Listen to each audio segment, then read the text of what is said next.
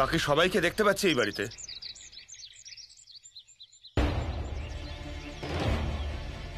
আপনার যে স্বামী, কি যেন নাম ওনার? জনার্দন। জনার্দন। আর আপনার? শেষনাথ। শেষনাথ এখন কোথায়? আমিও এটা ভাবছিলাম যে ও কোথায় গেল। যখন আমি বাড়ি থেকে বেরিয়েছিলাম তখন ওর শরীর খুব খারাপ ছিল, পেটে খুব ব্যথা করছিল, তাই তো আমি গিয়েছিলাম ওর জন্য ওষুধ কিনতে। হ্যাঁ, কি বলছেন মা? ওর পেটে ব্যথা করছিল? হে ভগবান, ও এখন ঠিক আছে তো? ওর শরীর ভালো তো? ওর যেন কিছু না হয়। মাধুরী, ও কোনো ছোট বাচ্চা না, চিন্তা করার কোনো দরকার নেই। আরে যেখানে গেছে চলে আসবে। প্ল্যানিংটা তো ভালোই করেছিলে, কিন্তু বাবা, পুলিশের চোখে ফাঁকি দেওয়া অত সহজ নয়। যাই হোক, আমি আপনাদের দুজনের বয়ান লিখে নিয়েছি, এবার আমরা আসছি। কিন্তু অপরাধী যেই হোক না কেন, আইনের হাত থেকে পালাতে পারবে না। চলো। আমি খুঁজে বার করব যে আমার দিদিভাইয়ের সাথে এসব করেছে।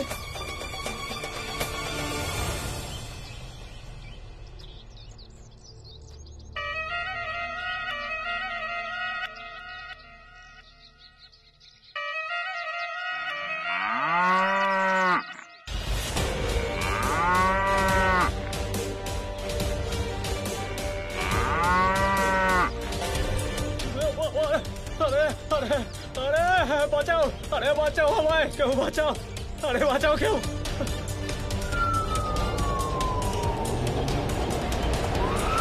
আরে বাবা, আরে এভাবে কোথায় পালাচ্ছ? আরে ভালো হয়েছে দারোগা বাবু, আপনি এসে গেছেন। কি হয়েছে বলুন তো? একটা পাগলা গরু আমার পেছনে তাড়া করে চলেছিল এতক্ষণ। আরে গরুটা ছিল দারোগা বাবু। বেশি নাটক করার কোনো দরকার নেই, আমরা তোমাকেই গ্রেফতার করতে আসছিলাম। আমাকে কেন? আমি আবার কি করেছি? হ্যাঁ, তুমি কি করেছো? হ্যাঁ, আবার কি? এক্ষুনি জানতে পারবে। এই রুমালটা তুমি চেনো? একে বলে পোড়া কপাল। তীরে এসেও আমার তরি ডুবে গেল। জিভে তোলো এটাকে। আরে দারোগা বাবু, আমার চলো, কোনো কথা নয়। আরে আমি কিছু করিনি তো। একদম চুপ। আরে কোথায়? আরে কেন নিয়ে যাচ্ছেন আমায়? ছাড়ুন, আমার কথা শুনুন।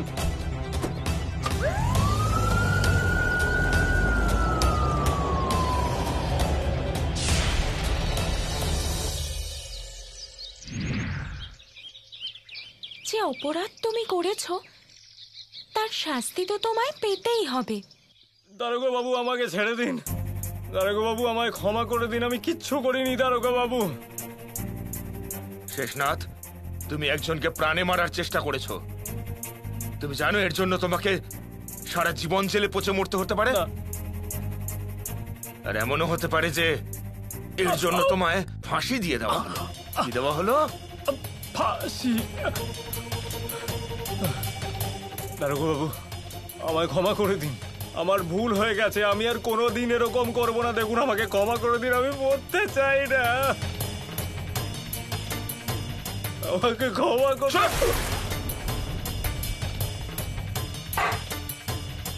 মাথা ঠান্ডা হয়েছে কি না? এবারে সব কান্নাকাটি বন্ধ করো, আর আমি যা বলছি তা মন দিয়ে শোনো। যদি তুমি নিজে বাঁচতে চাও না, তাহলে নিজের ছেলে গুড্ডুর বিয়ে আমার মেয়ের সাথে দিতে রাজি হয়ে যাও।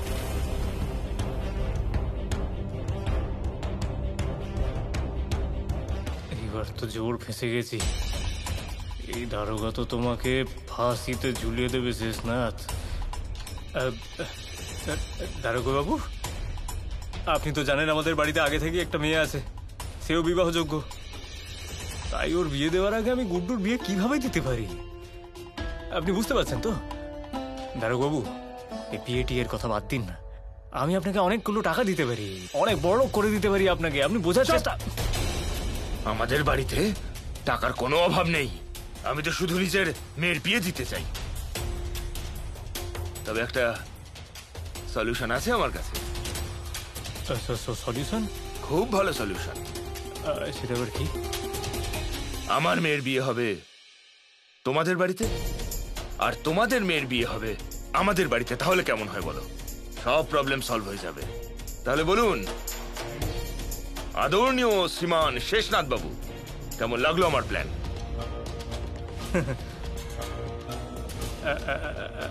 ভালো ভালো, খুব খুব ভালো।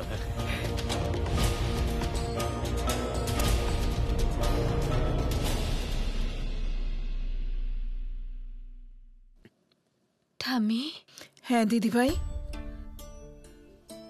আমি তো কখনো কারোর কোনো ক্ষতি করিনি, তাহলে আমার সাথে এরকম কে করতে চাইছে?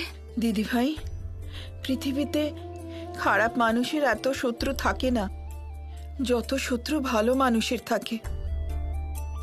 যে কেউ যে কারোর বাড়ি এসে মেরে দেয়, আর জানাই যায় না কারণটা কি। ঠামি, আমার আজ কিছু ভালো লাগছে না, আমি কিছুক্ষণ এখানেই শুয়ে থাকি। আচ্ছা দিদিভাই, শুয়ে থাক।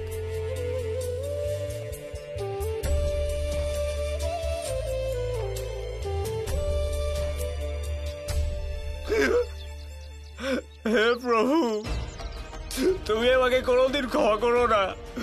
যদি আমি জানতাম যে এরকম হতে পারে তাহলে আমি কোনোদিন যেতামই না। কিন্তু তোমাকে অনেক অনেক ধন্যবাদ যে আমাদের সন্তোষী ঠিক আছে, ওর কিছু হয়নি। আর কিন্তু না গো, তোমার মন একদম ফুলের মতো নরম গো। একটা কথা বলবো মাধুরী, আমি তো সারাদিন এই বাড়ির সবার জন্য চিন্তা করি, বলো সবার চিন্তা হয় আমার খুব। আর ওই সন্তোষীর সাথে সাথে তো আমার বিট্টুর জন্য খুব চিন্তা হয়, আর সেই জন্যই তো ওর জন্য খুব ভালো একটা সম্বন্ধ নিয়ে এসেছি আমি। হ্যাঁ, আর কোনো সাধারণ ছেলে নয়, দারোগা বাবুর ছেলে, দারোগা বাবুর। হ্যাঁ, কিন্তু আমি কোনো বিয়ে টিয়ে করবো না। মা তুমি বিট্টু, কি ব্যাপার ঠাকুরপো? আজকাল আমাদের জন্য খুব চিন্তা করছো। খুব ভালো করেই জানি এর পেছনে তোমার কোনো উদ্দেশ্য আছে। কথা শোনো আমার দিদির। হ্যাঁ, একে তো ও তোমার ভালোর জন্যই কথা বলছে, তার উপর আবার তুমি ওকেই দোষ দিচ্ছ। আরে একবার শোনো তো ও কি বলতে চাইছে। হ্যাঁ, ছেলেটা কি করে, কত টাকা রোজগার টোজগার করে? হ্যাঁ, তুমি বলো তো দিদিকে, কত টাকা পায়ো? ছেলেটা কি করে সেটা তো আমি নিজেও জানি না, তোমাকে কি করে আর বলবো। আরে কত টাকা রোজগার টোজগার করে বলো। আরে অনেক কিছু করে, অনেক বড় কোম্পানিতে কাজ করে, আর মাসে তো 20-25 হাজার এমনি এমনি কামিয়ে নেয়। হ্যাঁ, একটা কথা বলতেই ভুলে গেছি, এত বড় গাড়ি আছে ছেলেটার কাছে। হ্যাঁ, আর ওর বাবা তো দারোগা। দারোগা দিনে 500,000 টাকা তো এমনি এমনি কামিয়ে নেয় এদিক ওদিক থেকে। দেখ মা, সব টাকা তো তোর হাতেই আসবে, আরে আরামে থাকবি তুই। হ্যাঁ, আরে রাজি হয়েছে। কি হলো তো দিদি, শুনলে কত ভালো সম্বন্ধ নিয়ে এসছে? আরে এত ভালো সম্বন্ধ তো তুমি শতবার খুঁজলেও পাবে না। হ্যাঁ, এই সম্বন্ধটা শুনে ভালো লাগছে। যদি আমি দারোগার বিয়ান হয়ে যাই তাহলে এই বাড়িতেও আমার হুকুম চলবে। হ্যাঁ, কিন্তু কাকা, আমি ছেলেকে না দেখে বিয়ে কেন করব? দেখো, আমি কোনো বিয়ে করব না, ঠিক আছে? আবে দেখা দেখা সাক্ষাতের কি আছে? এই কি রে বিট্টু, এত ঢং করছিস কেন? হ্যাঁ, কি জানি আবার অন্য কোনো ব্যাপার স্যাপার আছে কিনা। হ্যাঁ, আরে চুপ করো তুমি না। কাকিমা, এসব এসব তুমি কি বলছো? আমি বললাম না আমি বিয়ে করব না, তোমরা কেন বুঝতে পারছো না আমার কথা? আমি করব না বিয়ে। আরে দেখ দেখ মা, এক না একদিন তো সব মেয়েকেই অন্যের বাড়ি চলে যেতে হয়, তাই আমার কথাটা শোন, তুই রাজি হয়ে যাই বিয়েতে। আরে চুপ করো সবাই।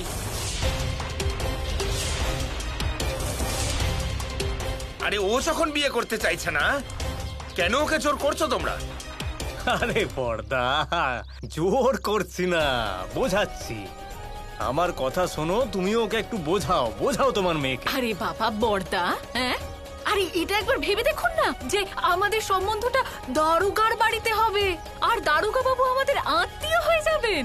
আরে এই দিদি, তুমি একটু বোঝাও না বর্দাকে। আরে এই লোকটাকে কি বোঝাবো? আরে তোমার মাথায় কিছু ঢুকবে না, তুমি চুপ করে থাকো। তুমি বিট্টু, এই সম্বন্ধটা আমার ভালো মনে হচ্ছে। এতে তো আমি কোনো সমস্যা দেখছি না। সমস্যা তো আছে জেঠিমা।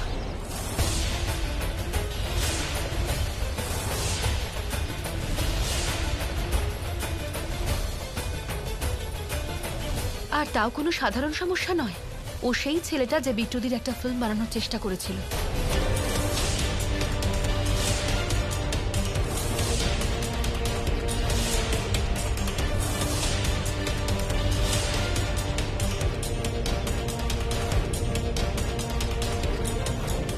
আমাকে তো পরে আইজি স্যার বলেছিলেন যে ওই ছেলেটা দারোগা বাবুর ছেলে, যে বিয়ের আগেই বিট্টুদির জীবনটা নষ্ট করার চেষ্টা করেছিল। সে, তার সাথে তোমরা বিয়ে দেওয়ার কথা কি করে ভাবতে পারো? যে ছেলেটা বিয়ের আগে এরকম, সে বিয়ের পর কি করবে কখনো ভেবেছো? না,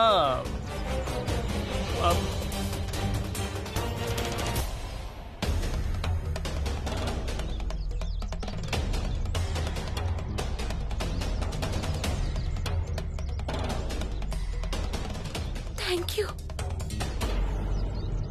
খুব নির্লজ্জ তোমরা, নিজের মেয়েটার জীবন নষ্ট করছিলে। শেষনাথ, তুই যদি আর কোনোদিনও এমন কোনো সম্বন্ধ বাড়িতে এনেছিস তাহলে। ঠাম্মি, মা, ঠাম্মি এত রাগ করো না, রাগলে কিন্তু তোমার শরীর খারাপ করবে। মাকে ডাক্তারবাবুর কাছে নিয়ে চলো, আমিও যাচ্ছি। ঠাম্মি চলো। এদেরকে বোঝানো মানে দেওয়ালে নিজের মাথা ঠোকা। কি আরে আরে করছো? সুযোগ পেলে আমাকেও কারোর কাছে বেচে দিও তুমি, বেশি না হলে অল্প কিছু টাকাও তো পাবে। দেখলে মা, তোমরা সন্তোষী দিদির ব্যাপারে তোমরা সব সময় খারাপ কথা ভেবেছো, কিন্তু আজও আমার জন্য চিন্তা করে। যাই হোক, এসব বললেও তোমাদের কিছুই যায় আসবে না।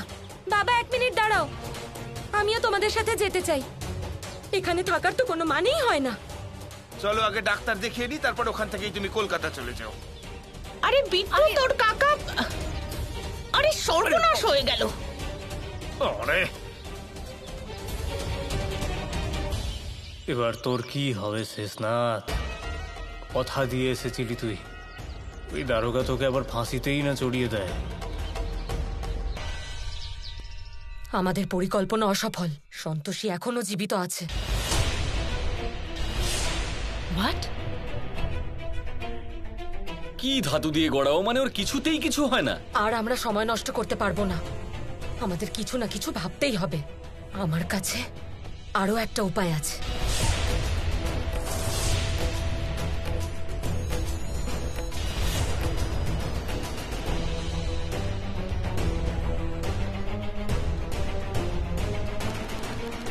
ও, ওদের তাহলে এই প্ল্যানিং চলছে। Good, very good. এদের প্ল্যানিং এর ভিডিও রেকর্ডিং তো থাকা দরকার। কে জানে কবে কখন কাজে লেগে যায়।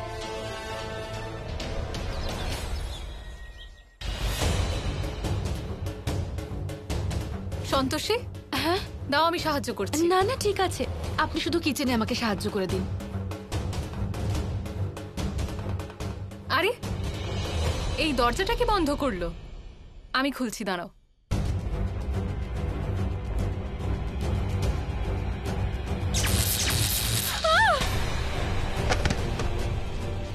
পুষ্পাদি,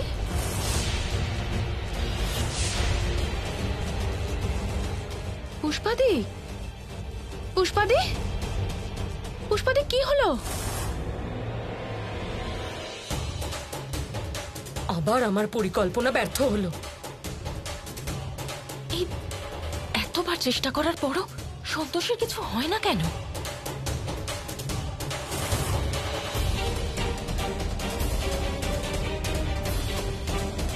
পুষ্পাদি,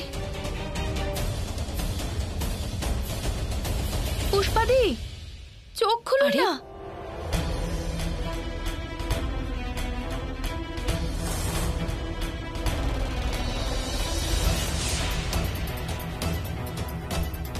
পুষ্পাদি, চোখ খুলো না। কি হলো পুষ্পার? ও অজ্ঞান হলো কি করে? জানি না মধু ম্যাডাম, আমি যখন বাড়ি ফিরলাম আমার হাতে অনেক জিনিসপত্র ছিল। তখন পুষ্পাদি বললেন যে রান্নাঘরের দরজা আমি খুলে দিচ্ছি, কিন্তু যেই উনি রান্নাঘরের দরজাতে হাত দিলেন হঠাৎ করে কেমন নিচে পড়ে গেলেন।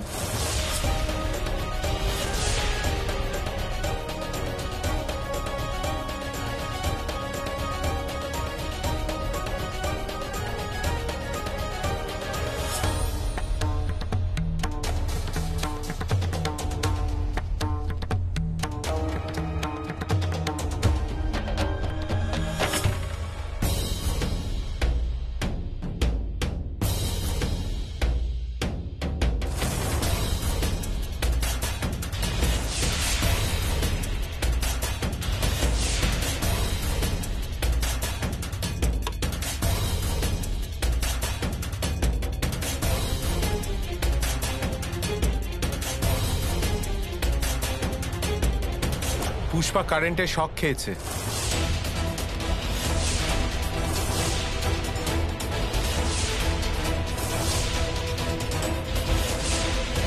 এটা তুমি কি বলছো? এই দেখো ওয়্যার, এটা কিচেনের সুইচ বোর্ডের সাথে কানেক্টেড ছিল আর দরজার সাথে আটকানো ছিল। আর এই সুইচ তো অনও ছিল, যা আমি এইমাত্র অফ করলাম। আমার তো মনে হয় কেউ ইচ্ছে করে এটা দরজাতে আটকেছে।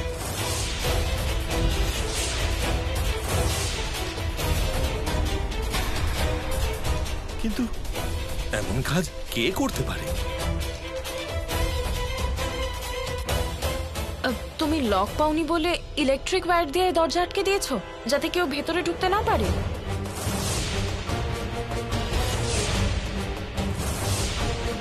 আই এম শিওর এটাই সন্তোষীরই কাজ। আমি তো কবে থেকে বলছি এই মেয়েটাকে বাড়ির বাইরে বার করে দাও। এই মেয়েটাই বাড়িটাকে বরবাদ করে দেবে, কিন্তু তোমরা বোঝোই না। কি অদ্ভুত কথা বলছো বলো তো? আরে ওর কাছে এমন কি আছে যে ও তালা বন্ধ করে রাখবে? আর্য এমনিও সময় নষ্ট করা উচিত না। এমনিতেও যা হয়েছে সেটা দেখা পুলিশের কাজ। পুলিশ এসে তদন্ত করবে।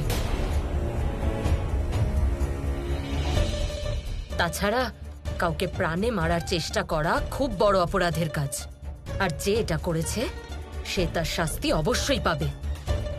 ঠিক বলেছেন, পুলিশকে ফোন করুন। হ্যাঁ, কিন্তু আগে ডক্টরকে তো ডাকা হোক, তারপর পুলিশ ডাকা যাবে।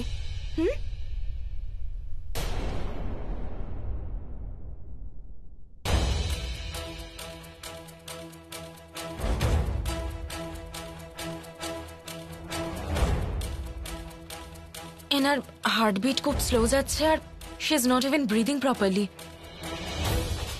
আর্য, হেল্প না প্লিজ, এনাকে ওনার ঘরে নিয়ে চলো। আর্য, হ্যাঁ,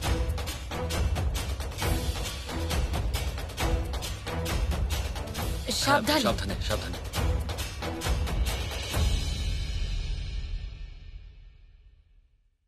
সাডেনলি রিয়া হঠাৎ পুষ্পাকে নিয়ে এত চিন্তা করছে কেন? আমার মনে হচ্ছে এই ঘটনায় রিয়ার কোনো হাত আছে। পুষ্পাদি, উঠুন প্লিজ। ও গড, কি মিথ্যেবাদী মেয়েটা, সবার সামনে নাটক করছে। ডাক্তারবাবু তাড়াতাড়ি আসুন প্লিজ, ইটস ভেরি আর্জেন্ট, তাড়াতাড়ি আসুন।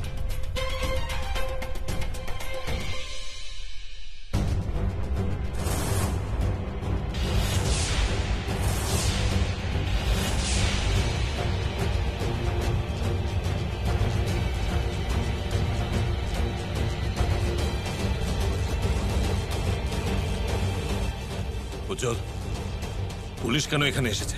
কে জানে, কে একটা নাকি ওনাকে ইনফর্ম করেছে যে দুজন মেয়েদের ঝগড়া হয়েছে, তাদের মধ্যে একজন মেয়েড ইনজিওর্ড হয়ে গেছে।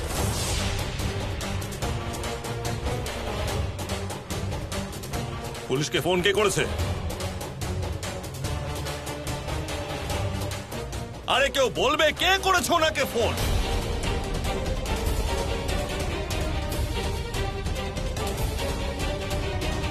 ইন্সপেক্টর স্যার, হয়তো আপনি নিশ্চয়ই কোথাও ভুল শুনেছেন। আমাদের বাড়িতে এরকম কিছুই হয়নি। আপনি এখান থেকে যেতে পারেন। দেখুন, আমি কি করব আর কি করব না সেটা আপনাকে অ্যাডভাইস দিতে হবে না। আমার মনে হচ্ছে ইনিই হচ্ছেন সেই পুষ্পা যার ব্যাপারে আমাকে ফোনে বলা হয়েছিল। হাবিলদার, ঘটনাস্থলে ভালো করে খুঁজে দেখো, কোনো প্রমাণ যেন হাতছাড়া না হয়। আর আপনি প্লিজ ওনাকে সাহায্য করুন।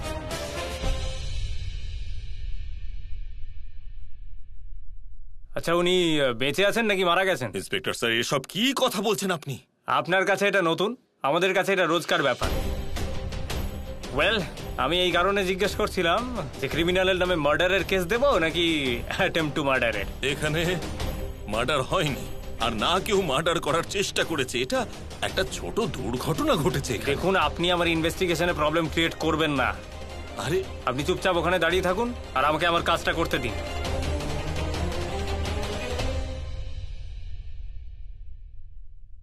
ম্যাডাম, ম্যাডাম উঠুন প্লিজ, আমায় বলুন যে আপনার সঙ্গে এখানে কি হয়েছিল। ম্যাডাম প্লিজ উঠুন ম্যাডাম।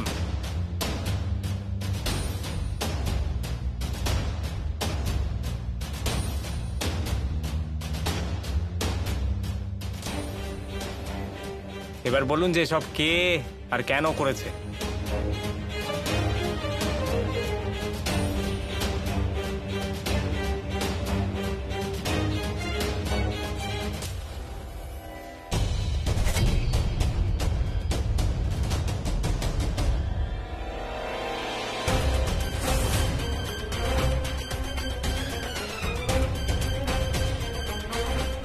ভীষণ দোষী।